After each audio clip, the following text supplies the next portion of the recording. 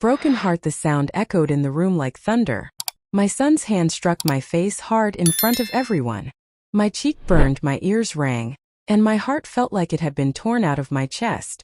Gasps filled the dining room. Forks and knives froze midair. My relatives stared in shock, some covering their mouths, some looking away as if pretending not to see. But I saw it. I felt it. The sting of his palm against my skin wasn't just on my face. It sank into my soul. My son, my only child, the boy I raised with sleepless nights and endless prayers, had just slapped me on Thanksgiving Day, in front of my entire family. The turkey sat untouched on the table. The golden skin glistened under the warm lights, but no one reached for it anymore. No one said a word. The silence was heavier than the air itself. I touched my cheek, my wrinkled hand trembling. My son Michael stood there glaring at me like I was his enemy, not his mother. I whispered, my voice breaking, "Michael, why?" He didn't answer. He just looked away, jaw tight, eyes filled with a rage I could not understand. And right there, in that painful silence, I realized this was not just about the slap. This was years of something building up. Something that I never saw coming. But let me take you back. Because this story didn't start at the Thanksgiving table. It started long before, with sacrifices, with love, with choices I made as a mother. And it led all the way here to this one unforgettable moment. But before I tell you everything, let me introduce myself. My name is Margaret. I am 68 years old, and I am speaking to you from Georgia, USA. I know many of you are watching me now, and before I go any further, I want you to take a second, subscribe, like this video, and click the notification button so you don't miss what is coming next. Trust me, you won't want to miss the rest of this story. And please tell me in the comments below, where are you watching this from? Which part of the country? I'd love to know. Now let's go back to where it all began. It was a bright, crisp November morning. The air was sharp, carrying the smell of pine trees and chimney smoke. Thanksgiving had always been my favorite holiday, not because of the food, but because it was the one time of year that brought the family together. This year, I had been looking forward to it more than ever. I had spent 3 whole days preparing. My hands, though old and stiff, chopped vegetables, kneaded dough, and basted the turkey with the same love I always did. I wanted everything to be perfect. You see, ever since Michael married his wife, Sarah, things hadn't been the same. There was distance between us. She never seemed to like me much, though I tried. I told myself it was just adjustment, that with time, she'd accept me. But the distance grew little by little, and my son, my sweet boy, seemed to be drifting further from me with each passing year. Still I held on. Still I hoped. And so, this Thanksgiving I thought maybe things would be different. Maybe this would be the day we laughed together again like old times. I wore my best dress that morning. A simple blue one with white lace at the collar. My late husband, God rest his soul, always loved it when I wore that dress. "You look like springtime," he used to say. I smiled at the memory as I set the table. The silverware gleamed, the plates were perfectly arranged, and the turkey came out golden brown. The house smelled like heaven itself. By noon, relatives started to arrive. My brother James came with his wife, cheerful as ever. My nieces ran through the house, giggling. For a moment my heart felt light again. Then Michael and Sarah walked in. The air shifted. Sarah's heels clicked sharply against the wooden floor. Her perfume strong and overwhelming. She greeted a few people with a polite smile, then looked around the table with narrowed eyes. Michael trailed behind her, silent, almost nervous. I hurried over, wrapping my arms around him. "My boy," I whispered, holding him tight. For just a second I felt him hug me back. But then he pulled away quickly like he didn't want anyone to see. Dinner began. Plates were passed around, glasses clinked, laughter filled the room. I carved the turkey with pride, serving everyone generously. For a while it almost felt normal. Almost. Until Sarah made a comment. "This turkey's a bit dry," she said, loud enough for everyone to hear. The room went quiet. I forced a smile, my hands trembling as I set down the knife. "I'm sorry, dear." I did my best. Michael cut me off. "Mom, why do you always have to explain yourself?" His tone was sharp, cold. I blinked, taken aback. I wasn't. "You always do this," he snapped. "Always trying to make excuses." My heart sank. My own son's words cut deeper than any knife. I wanted to say something to defend myself, but my voice refused to come out. I looked around the table. My relatives shifted uncomfortably, their eyes darting between me and Michael. No one spoke. No one helped me. And then it happened. I reached out to place my hand gently on his arm, to calm him down, to remind him I was still his mother. But instead his hand flew up fast hard, and struck my face. The sound cracked through the room. My body froze. My heart stopped. My world collapsed in that single moment. My son slapped me. In front of everyone. And as my cheeks stung and my tears threatened to fall, I knew this was only the beginning of something far worse. Because the look in his eyes told me there was more to come. For a few seconds after the slap, no one breathed.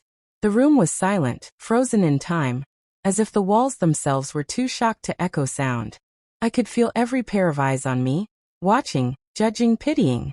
My cheek throbbed, but the pain inside me hurt far worse. It was Sarah who broke the silence. "Well," she said flatly, lifting her glass of wine to her lips, "maybe now she'll learn to stay in her lane." Her words cut deeper than the slap itself. Gasps spread around the table. My brother James slammed his fist on the wood. "That's enough," he barked. His voice trembled with anger. Michael's face twisted with shame. Or was it anger? He looked at Sarah, then at me. For a moment, I thought he would apologize. For a moment, I saw the little boy I raised, the boy who used to run to me with scraped knees, crying "Mama," and letting me hold him until he felt safe. But that boy was gone. "Don't you dare talk to my wife that way," Michael snapped at James. "This is my house, my family, and my mother should have known better." My knees weakened. My house. My family. The words stabbed me. This wasn't even his house, it was mine. I had bought it with my late husband, and every inch of it carried the memories of a life I built. But he said it as if I no longer belonged. James rose from his chair, fists clenched. "Michael, you've lost your mind. That's your mother you just hit. Have you no shame?" Michael's jaw tightened. His voice was like steel. "Stay out of it, Uncle James. You don't know the half of it." And that's when I realized there was something buried in him. Something boiling for years. I tried to speak, but my lips only trembled. I wanted to ask him why. I wanted to know what I had done to deserve such hatred. But the words stuck in my throat. Sarah smirked, sipping her wine as if she was enjoying the spectacle. Her eyes met mine, cold and sharp, and in that look, I saw the truth. This wasn't just Michael's anger. She had fueled it. The room erupted in whispers. My nieces cried softly. My sister-in-law reached over to hold my hand under the table. But Michael's glare silenced everyone again. "Let her speak," James demanded, pointing at me. "Go on, Margaret. Tell him what he's become. Tell him the truth." My lips trembled. My heart raced. Should I? Should I tell the truth? Because the truth was, Michael didn't always hate me. In fact, there was a time he adored me more than anyone else in the world. He was my miracle child, born after years of praying and tears. After my husband died, it was just him and me against the world. I worked 2 jobs, slept 3 hours a night, just to make sure he never lacked anything. I sacrificed my youth, my health, my dreams for him. And for years he knew it. He loved me for it. He used to tell me, "Mama, when I grow up, I'll buy you the biggest house in Georgia. You'll never have to work again." But somewhere along the way, something changed. And tonight, it had reached its breaking point. "Michael," I whispered finally, my voice cracking. "I don't know what I've done to deserve this. But please tell me why. Tell me what I did to my own son." The room fell silent again. Everyone leaned in, waiting. Michael's fists clenched. His chest rose and fell rapidly. His eyes, red with unshed tears, locked onto mine. For the first time that night, he looked less like an enemy and more like a broken man carrying a storm inside. "You really don't know, do you?" he said, his voice trembling. I shook my head slowly, tears streaming down my face. His lips curled into a bitter smile. "All these years you played the saint. But you don't fool me, Mom. You think you sacrificed everything for me? No. You ruined everything for me. And tonight, everyone here is going to hear exactly how." The entire table gasped. My breath caught in my throat. My heart pounded against my chest. What are you talking about? I whispered. Michael slammed his fist on the table, making the dishes rattle. You know exactly what I'm talking about. His voice roared through the room. Don't pretend like you don't. Tears blurred my vision. My brother James stood shouting, That's enough, Michael. You're out of line. But Michael ignored him. His eyes were locked on me, blazing with years of anger I could not yet understand. And then he said the words that made the entire room freeze. Mom, tell them the truth about what you did. Or I'll tell them myself. My stomach dropped. My blood ran cold. The relatives stared at me, their faces filled with confusion and suspicion. Sarah leaned back in her chair with a smug smile, as if she had been waiting for this moment all along. And me? I sat there trembling with everyone waiting for my answer. Because whatever Michael was about to reveal, it was something I had buried deep in my past, something I prayed he would never speak of again. But now, the truth was about to come out. The room felt like it was shrinking. The walls seemed to press in, the air thick enough to choke me. Every eye in that dining room was fixed on me, waiting, demanding, expecting me to answer my son's threat. Michael. My voice broke, weak and trembling. Please, not here. Not tonight. His face hardened. Exactly here. Exactly tonight. You've hidden behind your soft voice and kind face for too long, Mom. It's time they all knew who you really are. Gasps rippled across the table. My nieces clutched their mother's arms. My brother James shook his head in disbelief. Michael, what are you saying? Your mother has done nothing but love you. Don't do this. But Michael ignored him, his eyes burning into me like fire. Love me. His voice rose, laced with bitterness. You call that love? You call years of lies and control love? I felt my chest tighten. Lies. Control? The words rang in my ears like church bells on a funeral morning. What lies? James asked, his voice protective but curious. Michael stood now, his chair scraping loudly against the floor. He pointed at me with a trembling hand. Tell them, Mom. Tell them what you did when Dad died. Tell them how you destroyed my life before it even started. The room went deadly silent.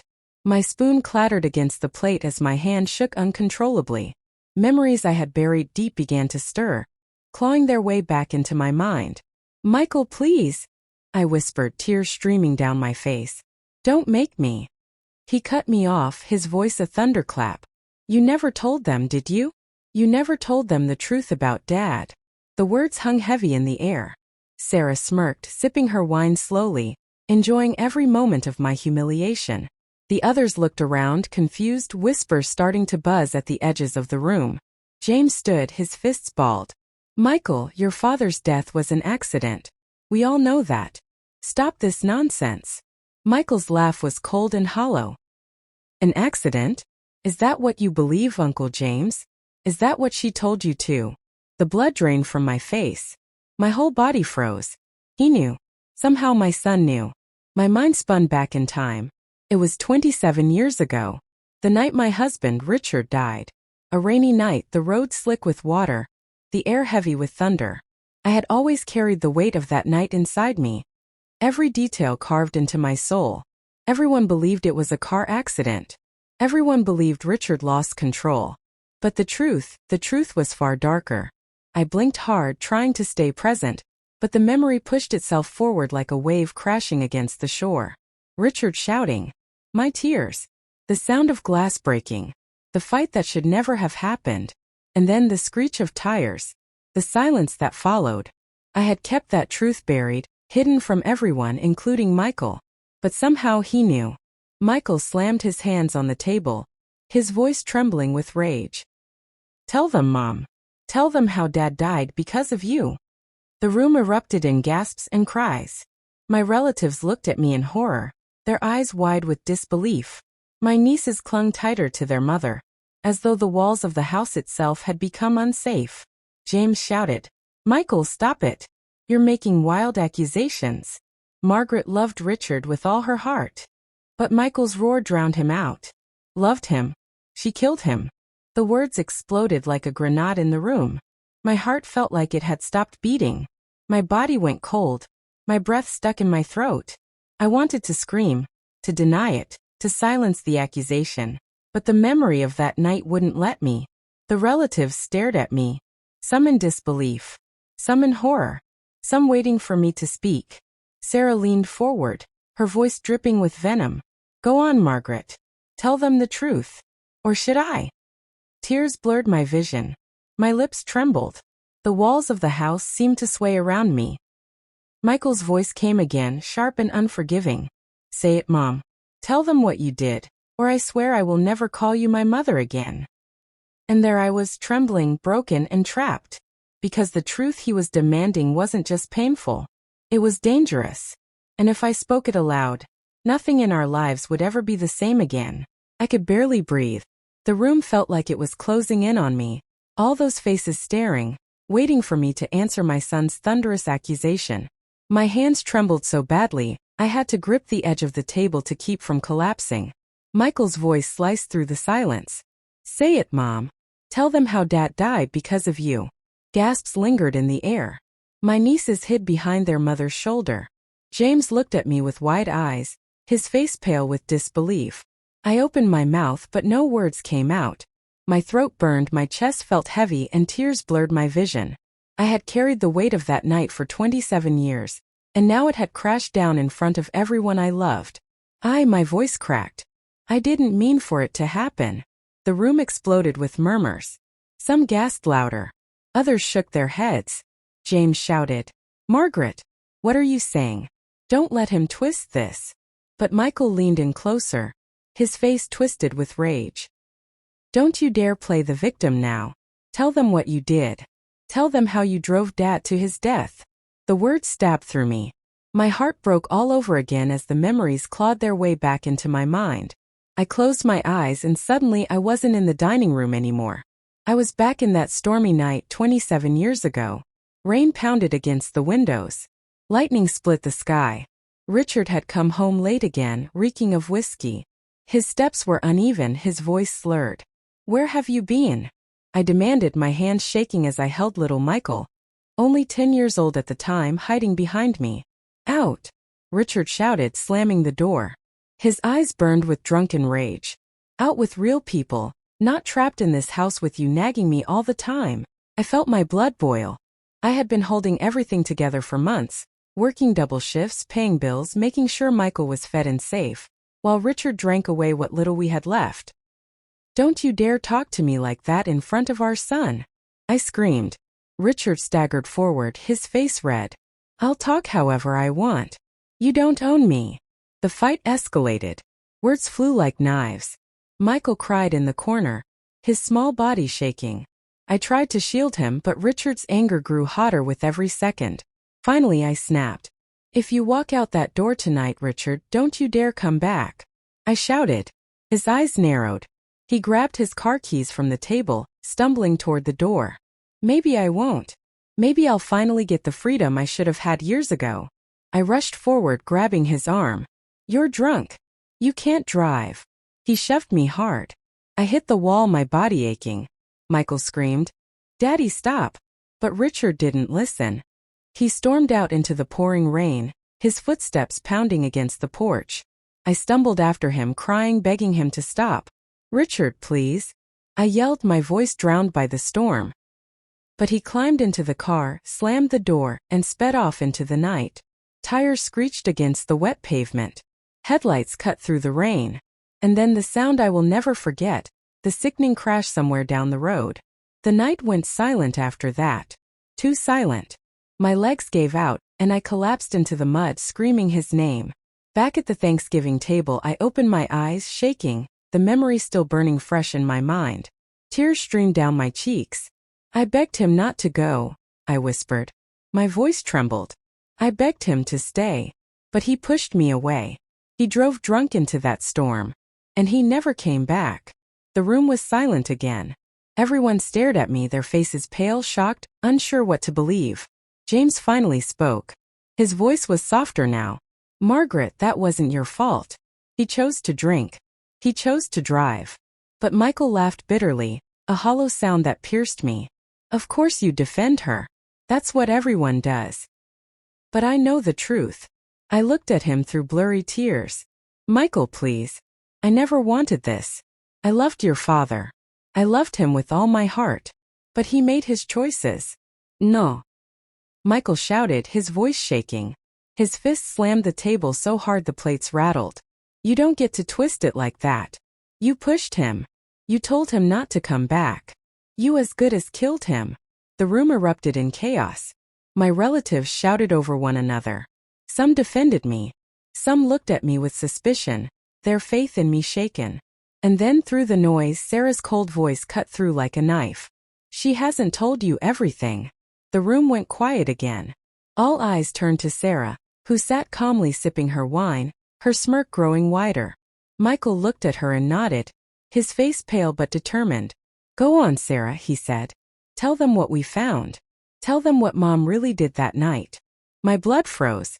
My breath caught in my throat. What they found. What could she possibly know?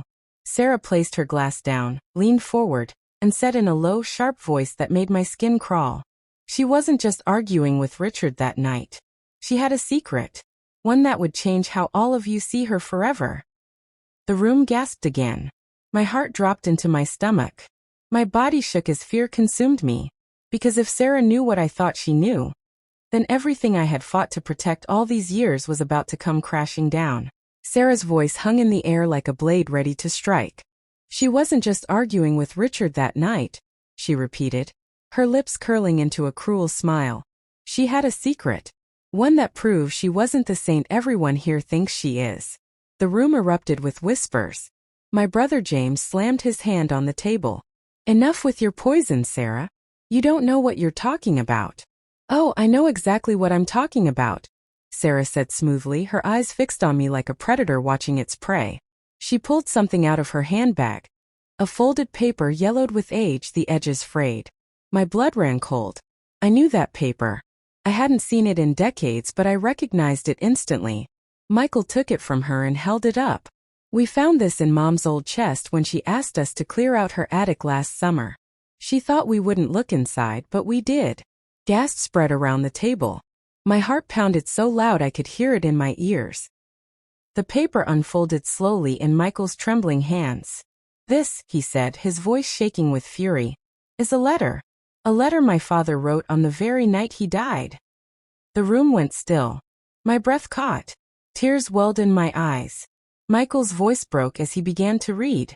Margaret, if anything happens to me tonight, know that it's because I couldn't take it anymore. The fighting, the secrets, the lies. You've betrayed me in the worst way. And I'd rather die than live another day with this truth hanging over me. The words sliced through the room like a knife. A chorus of gasps followed. My body shook violently. My hands clutched at my chest as if I could keep my heart from splitting in two. James leapt to his feet. That doesn't prove anything.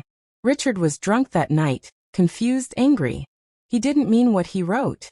But Michael ignored him, his eyes locked on me. What truth was he talking about, Mom? What lies? What betrayal? I couldn't breathe. My lips moved but no sound came. Everyone's eyes drilled into me, demanding, waiting, judging. Sarah leaned back, smug. Go on, Margaret. Tell them. Or shall I? I shook my head violently. You don't understand. It wasn't like that. Michael roared, slamming the letter on the table. Then explain it. Because all I see is proof that you drove Dad to his grave. That his last words were filled with anger at you. Tears streamed down my cheeks. I wanted to scream, to run, to disappear. But the truth was clawing its way up my throat. The betrayal Richard had written about wasn't just about the fight. It wasn't just about the drinking. It was about something deeper. Something I had buried for 27 years. My secret. The one thing I prayed Michael would never, ever find out. Michael, I whispered, my voice trembling. There are things about your father you don't know. Things I kept from you to protect you. His eyes narrowed. Protect me? Or protect yourself? The relatives whispered louder now, their face. The clinking of the shattered glass echoed in my ears, but it was nothing compared to the sound of Michael's voice demanding answers. Did you betray Dad? His face was pale, his fists clenched tight against the table. His whole body shook, a storm of rage and grief boiling inside him. Everyone's eyes pierced into me like knives. The weight of their stares pressed against my chest until I felt I could no longer breathe. I closed my eyes, drew a shaky breath, and whispered, "Yes." The room erupted. Gasps, cries, whispers all at once. My nieces covered their ears and began to cry. My sister-in-law's hand flew to her mouth.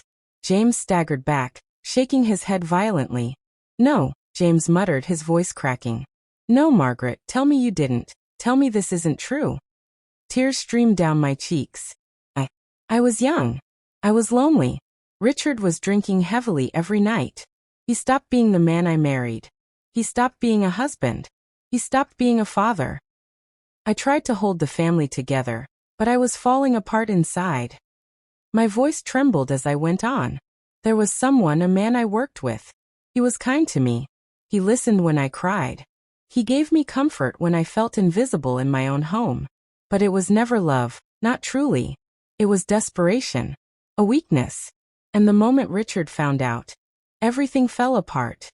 Michael's voice roared through the chaos. "So it's true. You betrayed him. You drove him to that car, to that storm, to his death." I shook my head violently. "No. Michael, listen to me. Yes, I was unfaithful, but I begged him not to leave that night. I begged him. He was drunk, furious, and blinded by rage. I never wanted him to die. I never wanted you to lose your father." Sarah's voice cut through, sharp and venomous. "Save your excuses, Margaret. You destroyed a family. You destroyed him. And now you're trying to play the victim." James slammed his fist on the table, his face red with anger. "Enough, Sarah.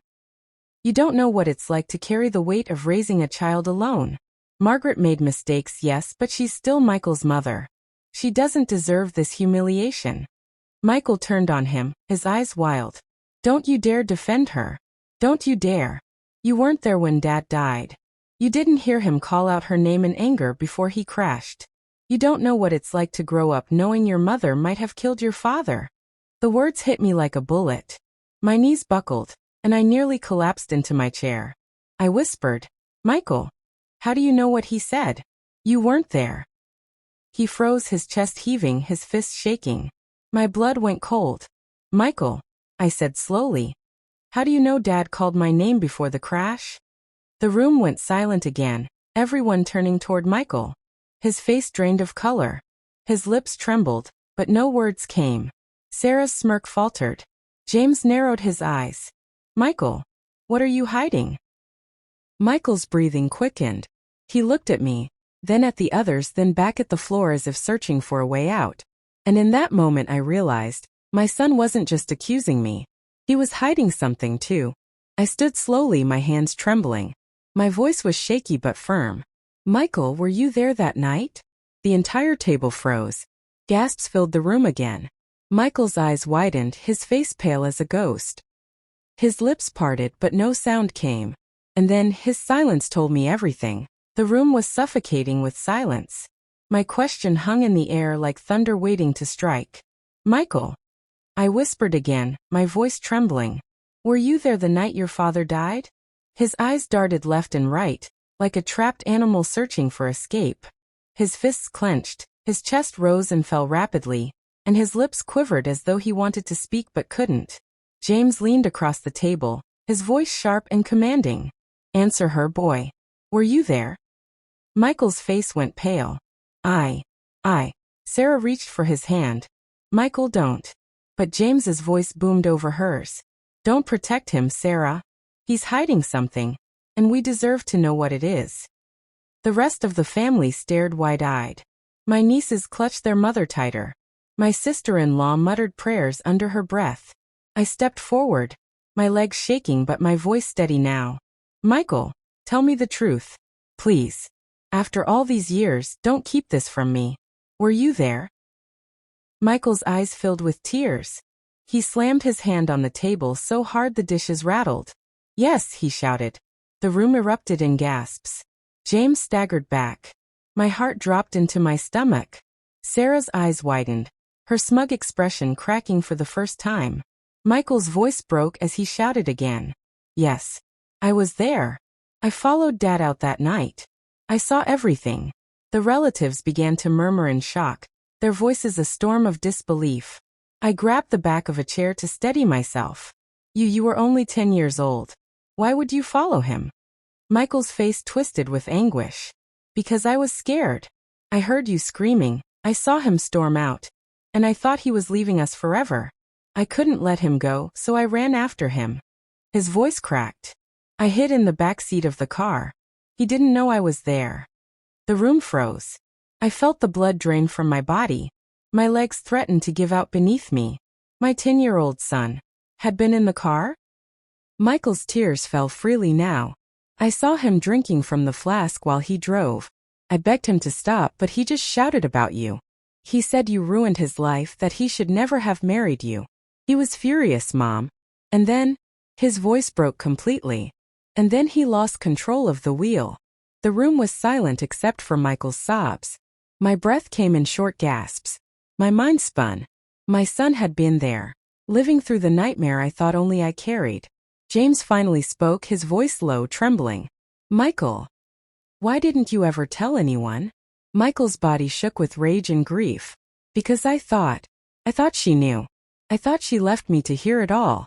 Dad's last words, he was screaming her name. He said he wished she was dead instead of him. And I believed him. I believed him all these years. His words sliced me open.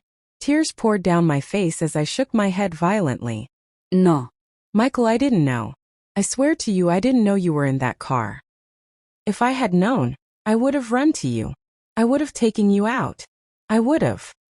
But he cut me off, his voice trembling with fury. Don't try to cover it now. You destroyed Dad, and you destroyed me too. Do you have any idea what it's like to carry those words in your head every day of your life? To believe your own mother was the reason your father died. My knees buckled. I collapsed into a chair, sobbing uncontrollably.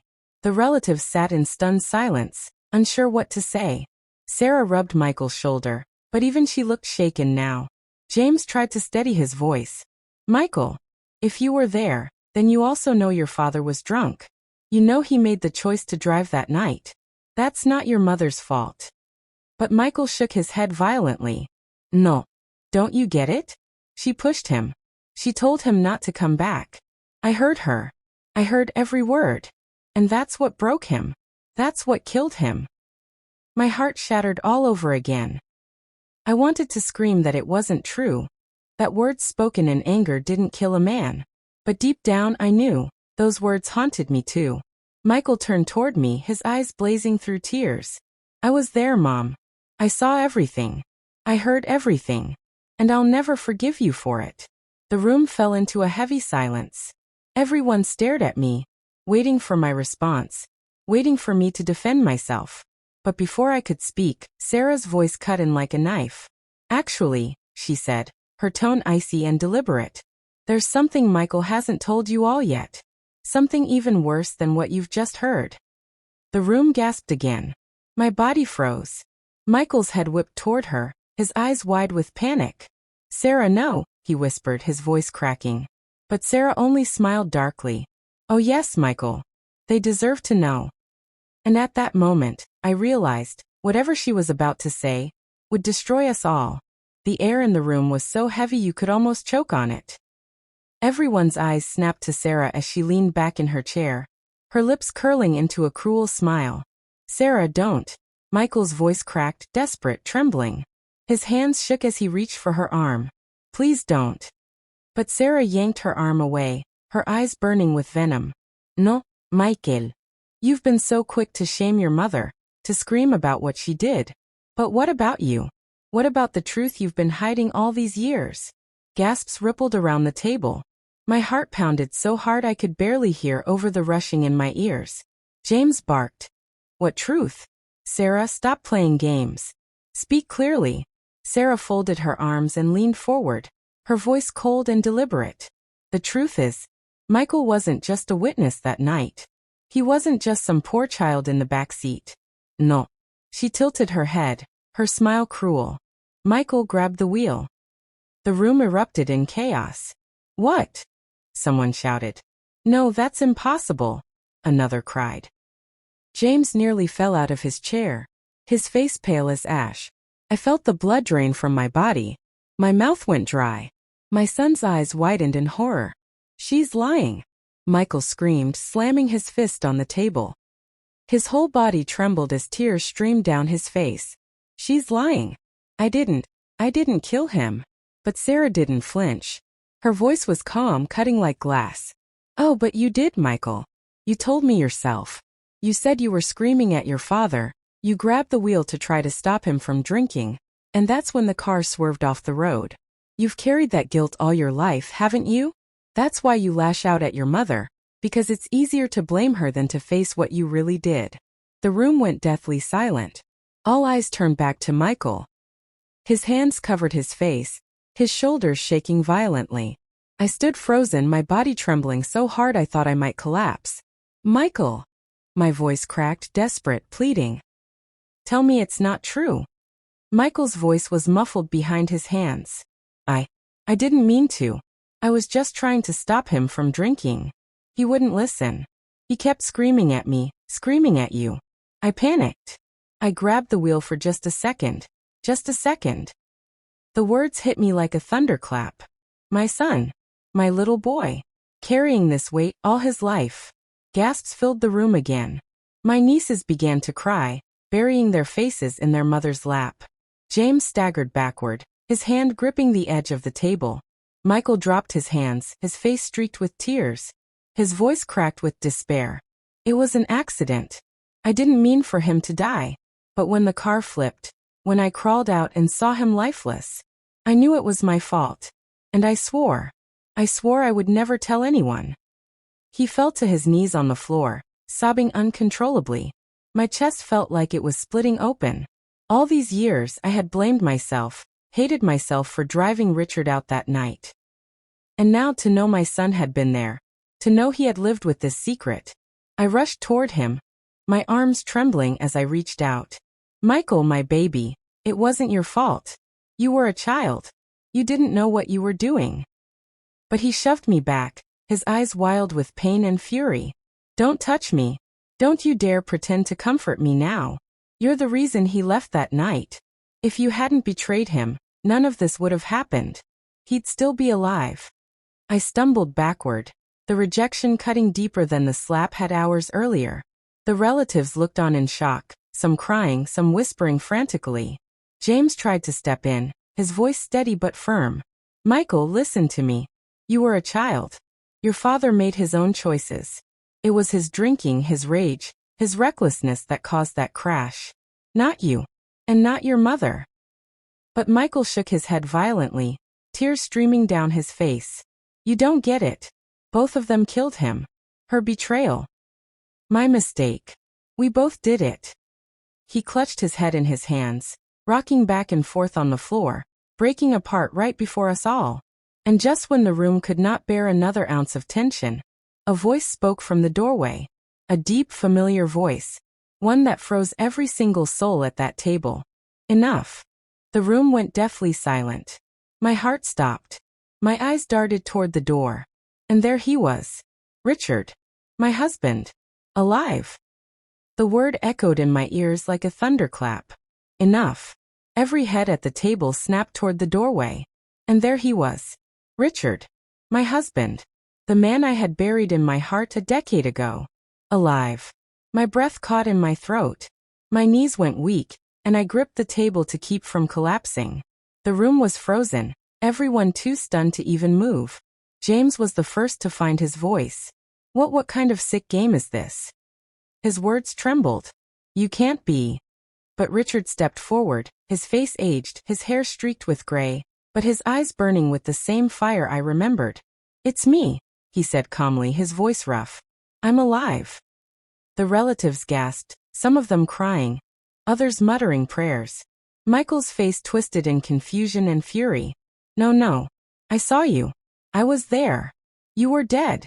I saw your body." Richard's gaze locked on him, sharp and unyielding. "No, Michael. You saw what they wanted you to see." The room erupted with questions.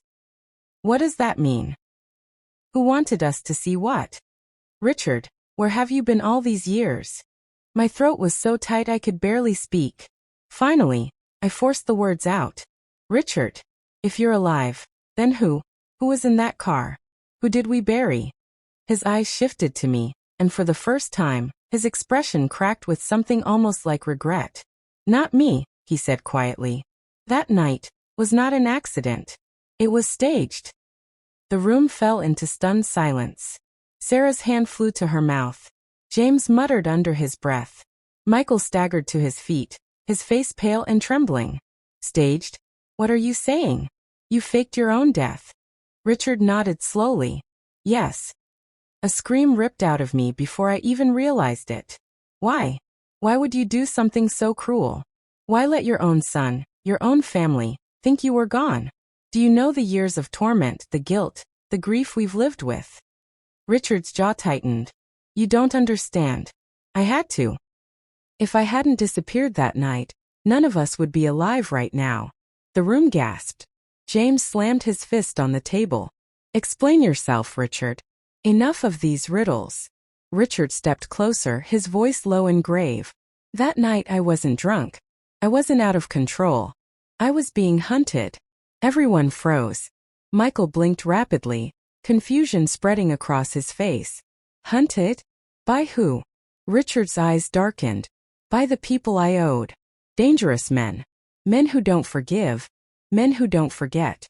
They wanted me dead, and they would have killed anyone close to me. You. Your mother. All of you. The room filled with horrified murmurs. My heart slammed against my chest. Richard, what did you do?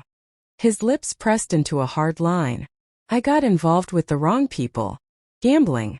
Debt. First I thought I could handle it. But by the time I realized how deep I was, it was too late. That night they were coming for me. So I staged the crash. I let them think I was gone. And I disappeared. My whole body trembled with rage and disbelief. You let me believe I killed you. You let your son believe he killed you. You let us suffer for 10 years. My voice cracked with anguish. How could you, Richard? How could you do that to us? Michael stepped forward, his face twisted with grief and rage. Do you have any idea what that did to me? I hated myself. I hated Mom. I hated everyone because I thought I killed you. And all this time you were alive? His voice broke. You're a monster. Richard's eyes softened for the first time. Michael, I wanted to come back. Every single day. I wanted to. But if I had, they would have killed you all. I stayed away to keep you safe. Michael's hands balled into fists. Safe? Do I look safe to you? Do I look like a boy who grew up without scars? The room fell into heavy silence again. And then Sarah's voice cut through like a knife. Well, well, she sneered.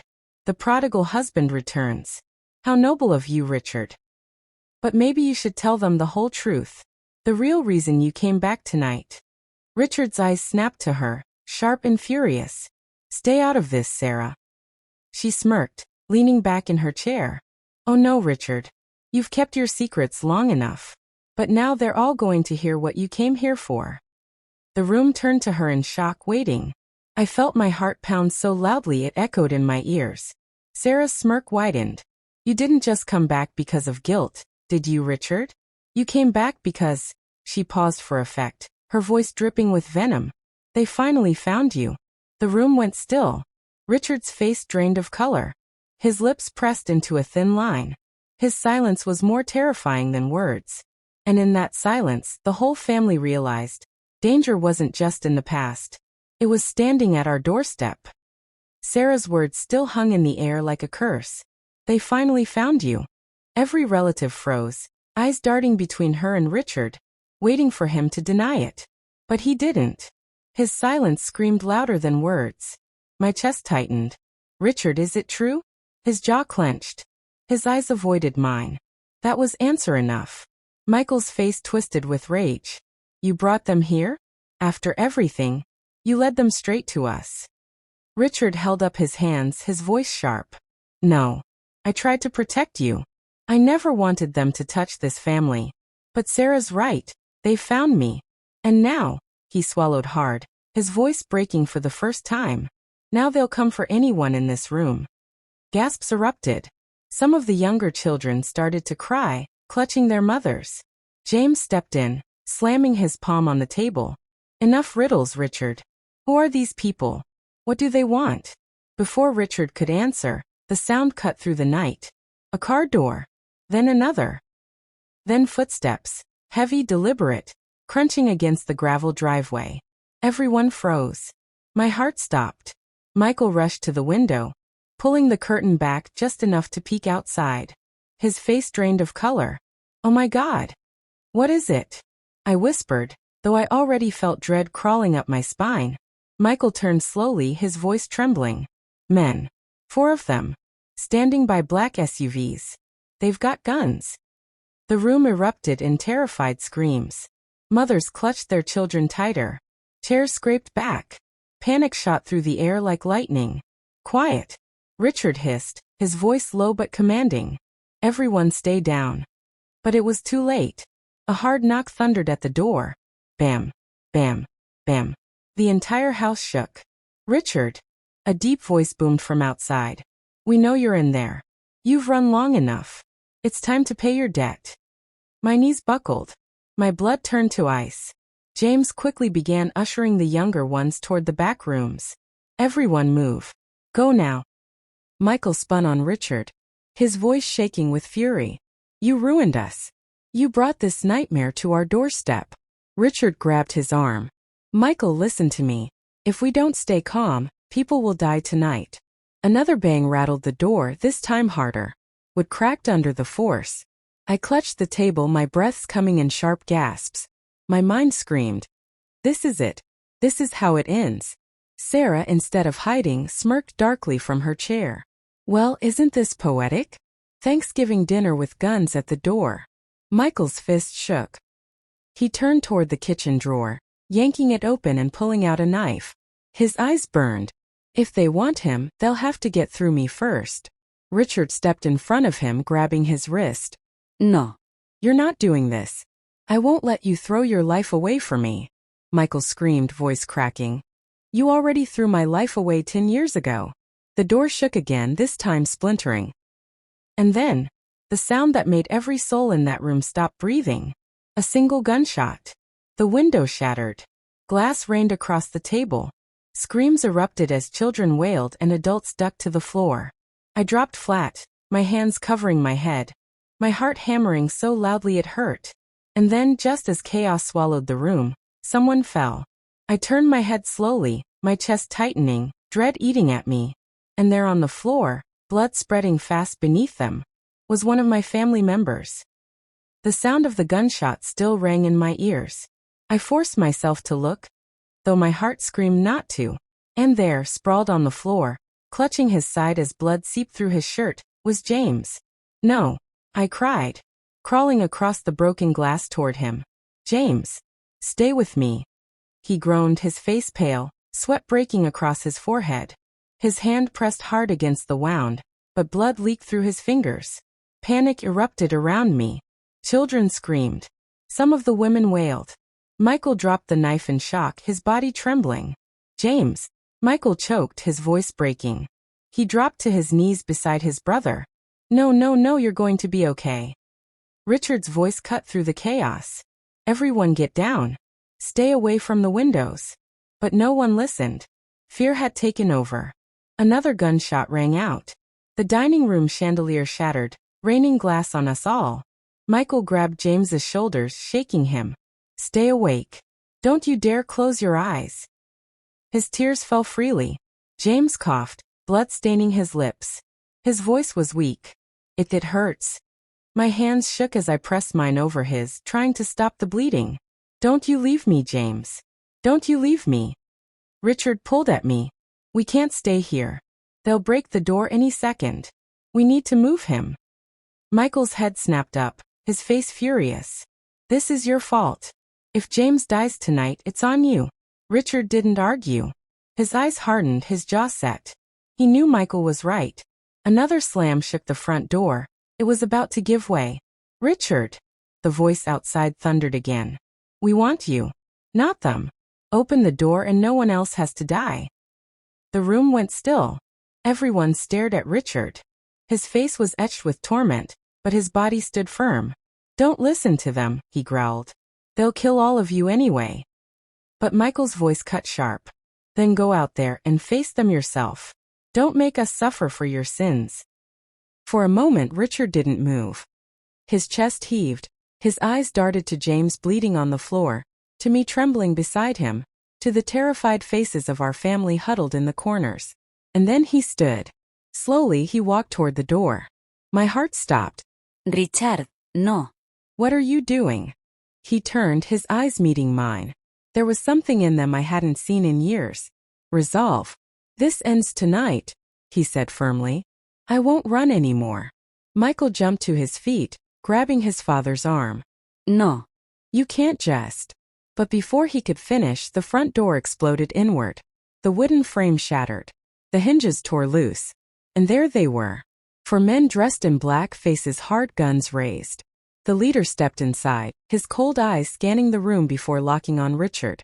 He grinned, a predator's grin. Well, well. The ghost returns.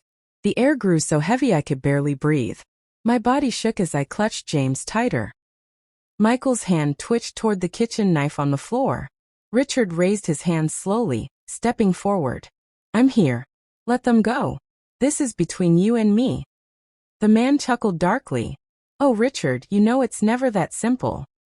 He raised his gun, leveling it straight at Richard's chest. Time seemed to freeze. And then, another gunshot split the air. But this time it wasn't from the intruders. Everyone spun toward the sound. And standing at the back of the room, holding a pistol with trembling hands, was Sarah.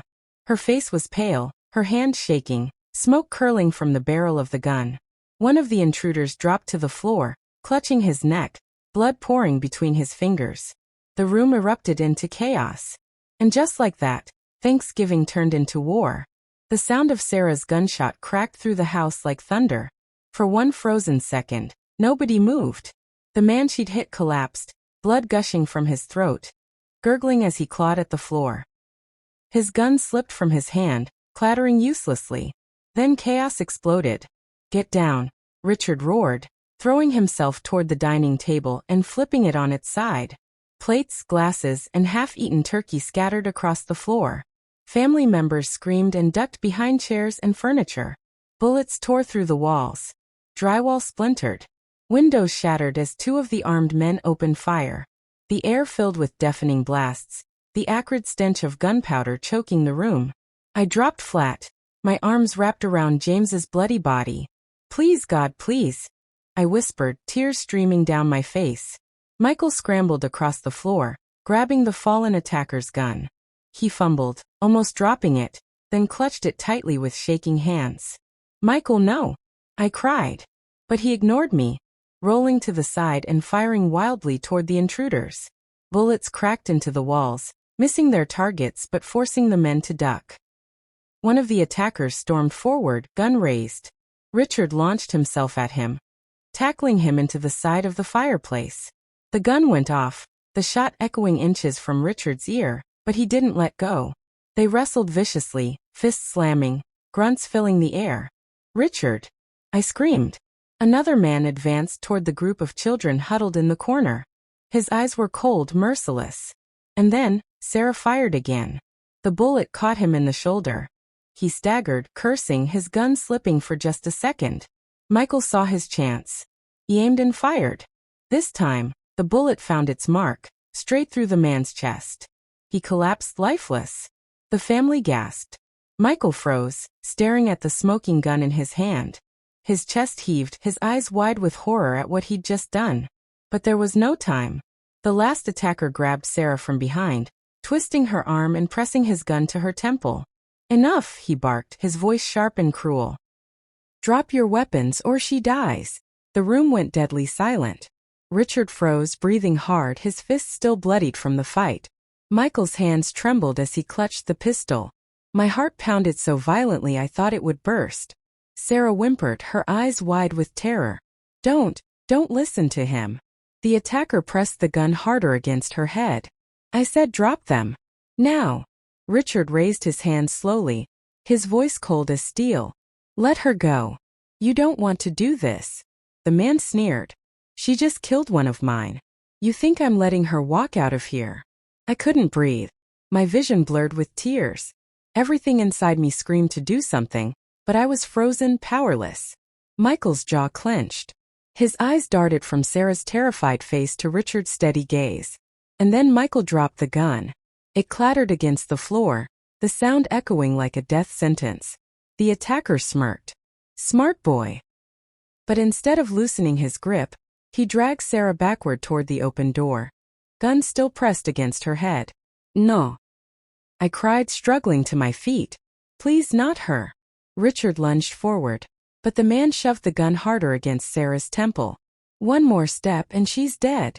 We all froze as he yanked Sarah outside into the cold night, dragging her toward the black SUV. The last thing I heard was her scream, shrill, piercing, full of terror, before the door slammed shut and the vehicle roared to life. And then they were gone.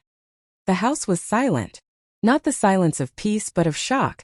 The kind that makes the air heavy, pressing against your chest until you can't breathe. Sarah's scream still echoed in my head. I could hear the SUV's tires screeching in the distance, carrying her farther and farther away. I collapsed against the wall, my body trembling, my breath shallow. James lay on the floor, pale and bleeding but alive barely. Michael knelt beside him, his face streaked with tears and sweat, muttering, "Hold on, please hold on." Richard stood in the middle of the wreckage, his hands clenched into fists, blood streaking his face. His chest heaved, his eyes burning with a mixture of fury and something else I couldn't place, shame. Finally Michael snapped. He leapt to his feet, pointing a finger at his father. "This is your fault." His voice cracked with rage. "Everything that just happened, James bleeding out, Sarah taken. It's all because of you." Richard didn't move. He just stood there silent. "Say something," Michael roared, shoving him hard against the wall. "Who were those men? Why are they after you?" The family's eyes turned to Richard, demanding answers. And finally he spoke. His voice was low, ragged. "They're from my past." Michael's nostrils flared. "Your past?" Richard swallowed hard. "Years ago, before you were born, I was involved with people I shouldn't have been. Dangerous people. I made mistakes, bad ones. I thought I left it behind, but clearly." He glanced at the shattered door, at the blood on the floor. "They never forgot." The room went still. "What kind of mistakes?" I whispered, my voice shaking. Richard looked at me, then at the children hiding in the corner. His eyes softened for a brief moment, but his words were sharp. "I stole from them." A gasp went through the family. Richard continued, his jaw tight. "It was supposed to be one job. One shipment. I was young, stupid, and I thought I could outsmart them. I walked away with millions that weren't mine. I used that money to start over. To build the life we have now." Michael's face went white. "You mean our house, our lives, it's all built on stolen blood money?" Richard's voice cracked. "I did it for you. For this family. To give you a chance at something better than the life I was born into." Michael's fist slammed against the wall. "And now Sarah is paying the price. They don't want just you, Dad. They'll tear us apart until they get what they came for." Richard closed his eyes, his body trembling. "They won't stop. Not until they've taken everything from me." The room filled with sobs and whispers. Some relatives clung to each other. Others glared at Richard with disgust. I looked at him, my heart torn in two. Part of me hated him for dragging us into this nightmare. But another part of me saw the guilt etched deep into his face. The man who thought he could outsmart darkness, but only brought it to our doorstep. Suddenly, James coughed violently, his body jerking. Michael grabbed his hand, panicked. "We need to get him to a hospital. Now." But Richard shook his head quickly. No hospitals. "They'll be watching. The moment we step out, we're targets." Michael's eyes blazed. "So we just let him die on this floor?" Richard clenched his jaw. "I know someone. A doctor. Off the books. He can help us." The family exchanged uneasy looks. Could we trust him again? After everything? Michael snarled. "You're asking us to believe you, after you've lied for decades?" Richard's voice hardened. "You don't have a choice. If we don't move soon, James won't make it. And Sarah..." He stopped, his throat tight. "Sarah doesn't have much time." My heart squeezed painfully. I grabbed Richard's arm, my voice breaking. "Where did they take her?" Richard hesitated. His silence was the answer I feared most. He knew. They'll use her, he said finally, his voice grim. As bait. To lure me out. A shiver ran down my spine. Michael stepped forward, his face twisted with rage. Then we go after them. Tonight. Richard shook his head. Not like this. We don't have enough firepower. We don't even know how many men are waiting. But Michael wouldn't listen. He grabbed the pistol from the floor, his knuckles white around the grip. Then I'll go myself. Richard moved fast, pinning Michael against the wall. You'll die before you get close. They struggled, both growling, both too stubborn to back down. The family screamed, trying to separate them. And then, the front window shattered. A rock tumbled across the floor, wrapped in paper. Everyone froze. Michael picked it up with shaking hands, unwrapping the note. His face went pale as he read the words aloud. We have Sarah. Midnight. The old docks. Come alone or she dies. The room went cold. And just like that, we had a deadline. The note sat on the table like a curse, its words burning into my mind. We have Sarah. Midnight. The old docks. Come alone or she dies. The room was chaos. Everyone spoke at once, shouts, sobs, arguments.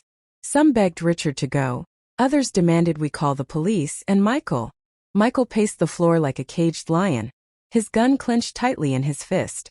We can't wait, he snarled. They'll kill her the second they get bored. We have to move now. Richard's voice boomed over the noise. No. His tone was firm, commanding. If we rush in blind, they'll slaughter us all. That's exactly what they want. Michael spun on him, fury in his eyes. And what do you suggest, Dad? Sit here while Sarah begs for her life. Richard's jaw tightened. I suggest we prepare. We don't have much time, but we can't afford mistakes. Michael shook his head violently. You're the reason she's out there. You dragged this poison into our family. Now you want us to trust you again. The room went quiet at that, the truth echoing painfully. Richard lowered his gaze, shame flickering in his eyes. I know. And I'll spend the rest of my life paying for it. But right now, saving Sarah is all that matters. I won't let them take her. Michael stepped closer, his voice cold as steel. You mean you won't let them take you? This isn't about Sarah, it's about your pride. About you settling old debts. Richard's chest heaved, but he didn't argue. I pushed myself between them, my hands trembling. Enough. Both of you. My voice cracked as I sobbed. This isn't about who's right or wrong, it's about Sarah. My granddaughter is out there, terrified, maybe hurt. And every second you waste fighting is a second closer to her dying.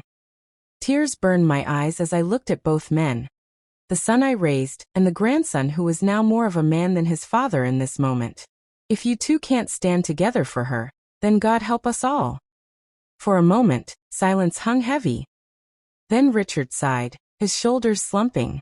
Fine. Here's the plan. He spread an old map across the table, his finger jabbing at the docks. They'll expect me to come alone. I will. But I won't be walking in blind. Michael narrowed his eyes.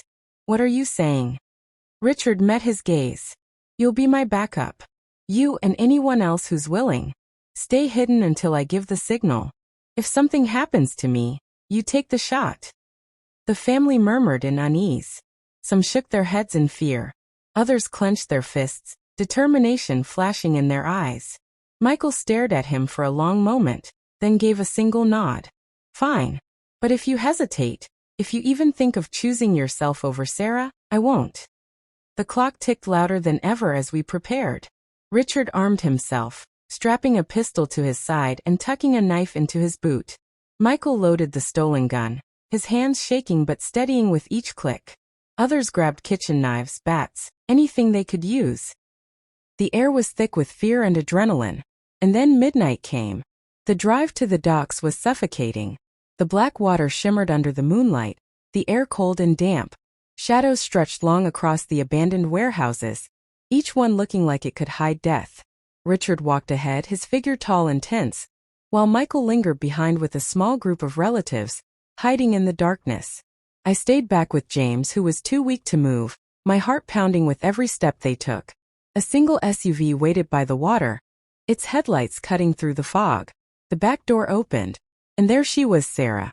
Her hands were tied, her face bruised, her mouth gagged. She stumbled as one of the men shoved her forward, a gun pressed to her back. "Richard!" A voice bellowed from the shadows, cold, mocking. "So good of you to come. Right on time." Richard's fists clenched. "Let her go. I'm the one you want." The man laughed. "Oh, we'll get to that. But first." He gestured, and another man stepped forward, holding a camera. Richard froze. "They want proof," the leader sneered. "The ones you stole from. They don't just want you dead, Richard. They want to watch." Sarah sobbed behind the gag, her eyes wild with terror. Michael gritted his teeth from the shadows, his finger tightening on the trigger. Richard took a step forward, his voice steady but deadly. "Then let's finish this." The leader smirked. "Gladly." And in that instant, a gunshot split the night. Richard staggered back, clutching his side, blood seeping through his shirt. The family screamed from the darkness. Michael roared in fury, raising his gun. The trap had been sprung. The crack of the gunshot echoed over the water, and Richard stumbled, blood darkening his shirt. "Dad!" Michael screamed, breaking from the shadows, gun raised. The docks erupted in chaos. Bullets whizzed through the night, ricocheting off rusted steel. The family's screams mixed with the thunder of gunfire. The attackers opened fire on the shadows, realizing they hadn't come alone. Michael sprinted forward, firing with both hands. His shots were wild at first, but then sharp, precise. One attacker dropped, then another. His rage fueled him, but his face twisted with pain each time he pulled the trigger. Richard, bleeding, staggered but refused to fall. He crawled toward Sarah, his hands stretching desperately for her. "Hold on, sweetheart, hold on." The leader sneered, yanking Sarah backward and pressing the gun to her head. "One step closer and she dies." I screamed from the van, my voice cracking, my heart tearing apart. "Please. Not my granddaughter." Michael didn't hesitate. He charged forward, bullets raining around him, until he was close enough. His gun locked on the leader. "Let her go," Michael growled. The man smirked, tightening his grip on Sarah. "You don't have the guts, boy." Michael's eyes burned with fury. "Try me." The standoff lasted only seconds, but it felt like eternity. Then, Richard used his last strength. He lunged forward, slamming into the leader, knocking Sarah free. The gun went off, the shot ripping through Richard's chest. He collapsed to the ground, gasping, blood soaking the wood beneath him. "Dad!" Michael screamed, dropping beside him. The leader scrambled back, lifting his gun again. But this time Michael didn't miss. One single shot, straight between the man's eyes. He fell like a puppet with its strings cut, lifeless. Silence. The battle was over. Sarah crawled to Richard, sobbing uncontrollably. "Grandpa, please, please don't leave me." Richard's breaths were shallow, his eyes glassy. He reached up with a trembling hand, brushing Sarah's tear-streaked cheek. "You're safe, that's all that matters." Michael clutched his father's other hand, tears streaming down his face. "No, stay with us, Dad. Don't do this." Richard's lips curled in the faintest smile. "Take care of them, all of them." His gaze flickered toward me, soft, full of regret. "I'm sorry." And with that, his eyes closed forever. A wail tore from my throat as I collapsed beside him. My son, flawed, broken, but mine, was gone. The water lapped gently against the docks, as if mocking our grief. The surviving attackers fled into the night, leaving only bodies, blood, and heartbreak behind. The family gathered around Richard's lifeless body, their sobs filling the air. Sarah clung to him, her small hands shaking. Michael knelt in silence, his shoulders trembling, the gun slipping from his hand into the dark water below. We had survived. But the price? Oh, the price was unbearable. As dawn broke, the golden light touched the blood-stained docks. It was supposed to be a day of Thanksgiving. Instead, it was the day my family broke apart and stitched itself together again, all in the same breath. Because in that moment, one truth became clear. Family can wound you deeper than anyone else, but it's also the only thing worth fighting and dying for. And that's the story of the night my son slapped me in front of relatives on Thanksgiving. A night that spiraled into blood, betrayal, and sacrifice. Broken heart. Now before I end, let me talk to you. Yes, you watching this. If this story touched your heart, if it made you cry, or if it kept you on the edge of your seat, please subscribe, like this video, and click the notification bell so you don't miss the next one. And tell me from which part of the country, or the world, are you watching this from? Drop it in the comments below, because I want to know where my family of viewers is listening from. Remember this life lesson. Never take family for granted. You never know which hug, which smile, or which argument might be the last. Forgive quickly, love deeply, and don't let pride steal the people who matter most. I am Grandma Margaret from Ohio, 68 years old, and this was my story. Thank you for listening. Broken Heart Old Woman.